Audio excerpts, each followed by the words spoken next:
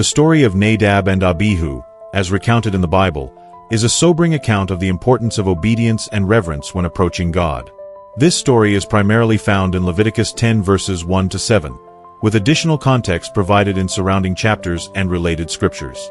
It serves as a cautionary tale about the consequences of failing to honor God's instructions, especially for those in positions of spiritual leadership. Nadab and Abihu were the sons of Aaron, the first high priest of Israel. Aaron was chosen by God to serve as the mediator between the Israelites and God, and his sons were appointed as priests to assist in the sacred duties of the tabernacle. The tabernacle was the portable dwelling place of God's presence among the Israelites during their journey from Egypt to the Promised Land. The priestly role was one of immense responsibility and honor. Priests were required to follow specific instructions regarding their duties, sacrifices, and rituals, as outlined in the Law of Moses. These instructions were designed to maintain the holiness of God's presence and to teach the Israelites about the seriousness of sin and the need for atonement. In Leviticus 8 and 9, we read about the consecration of Aaron and his sons as priests. They underwent an elaborate ordination ceremony that emphasized the sacredness of their role. After their consecration, Aaron offered sacrifices as commanded by God, and the glory of the Lord appeared to all the people. Fire came out from the presence of the Lord and consumed the burnt offering on the altar, signifying God's acceptance of their worship. Leviticus 9 verses 23 to 24. This miraculous event filled the Israelites with awe and reverence. Despite their privileged position and the clear instructions they had received, Nadab and Abihu committed a grave error. Leviticus 10 verse 1 states, Aaron's sons Nadab and Abihu took their censers, put fire in them, and added incense. And they offered unauthorized fire before the Lord, contrary to his command. The exact nature of their sin is not explicitly detailed, but several possibilities have been suggested by biblical scholars. The fire they used was not taken from the altar of burnt offering, which had been kindled by God's own fire, Leviticus 9 verse 24. Using any other fire was a direct violation of God's instructions. Nadab and Abihu may have acted presumptuously, entering the holy place without being commanded to do so. This would have been an act of irreverence. Later in Leviticus 10 verses 8 to 9, God gives a command that priests must not drink wine or fermented drink when they enter the tent of meeting. This has led some to speculate that Nadab and Abihu might have been under the influence of alcohol, impairing their judgment. Their actions could have been motivated by a lack of seriousness about their sacred duties or by a desire to assert their own way rather than following God's way. Regardless of the specific details, the core issue was their disobedience and irreverence. They failed to treat God's instructions as holy and approached him on their own terms rather than his. The consequences of their actions were immediate and severe. Leviticus 10 verse 2 states, So fire came out from the presence of the Lord and consumed them, and they died before the Lord. The same divine fire that had earlier demonstrated God's acceptance of the sacrifices now executed judgment on Nadab and Abihu. Their deaths were a stark reminder of God's holiness and the seriousness of approaching him improperly. Moses then said to Aaron, This is what the Lord spoke of when he said, Among those who approach me I will be proved holy. In the sight of all the people I will be honored. Leviticus 10 verse 3. Aaron remained silent, perhaps out of shock, grief, or acceptance of God's justice.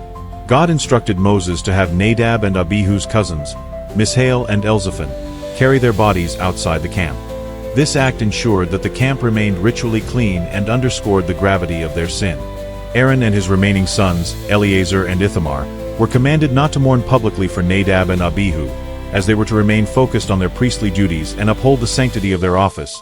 Leviticus 10 verses 6 to 7. The story of Nadab and Abihu conveys several key lessons about the nature of God and the responsibilities of those who serve him. The central theme of this account is the holiness of God. God is completely pure, set apart, and deserving of utmost reverence. Approaching him requires humility, obedience, and respect for his instructions. The danger of presumption. Nadab and Abihu presumed to worship God on their own terms rather than following his commands. This highlights the importance of aligning our actions with God's will rather than relying on personal preferences or innovations in worship. Accountability of leaders. Those in spiritual leadership are held to a higher standard of accountability. As priests, Nadab and Abihu's actions had the potential to lead others astray, making their disobedience even more serious. The need for obedience. God's instructions are not arbitrary. They are given for our benefit and His glory. Disobedience, especially in matters of worship, undermines the relationship between God and His people. The role of fear and reverence. While God's love and mercy are emphasized throughout the Bible, His holiness and justice are equally important. The fear of the Lord is the beginning of wisdom, Proverbs 9 verse 10, and a proper understanding of His nature leads to a balanced relationship with Him. Broader biblical themes. The story of Nadab and Abihu is not an isolated incident. It connects to broader biblical themes about the holiness of God and the consequences of disobedience. For example, the golden calf incident. Earlier in Exodus 32, Aaron himself participated in the sin of making the golden calf, leading the Israelites into idolatry. This demonstrates that even those chosen by God can fall short of His standards. Uzzah and the Ark. In 2 Samuel 6, Uzzah touched the Ark of the Covenant to steady it and was struck dead because he violated God's command about how the Ark was to be handled. Like Nadab and Abihu, Uzzah's actions reflected a lack of reverence for God's instructions. Ananias and Sapphira. In Acts 5, Ananias and Sapphira lied to the Holy Spirit about their offering and were struck dead. Their story, like that of Nadab and Abihu, underscores the seriousness of sin and the need for integrity in worship.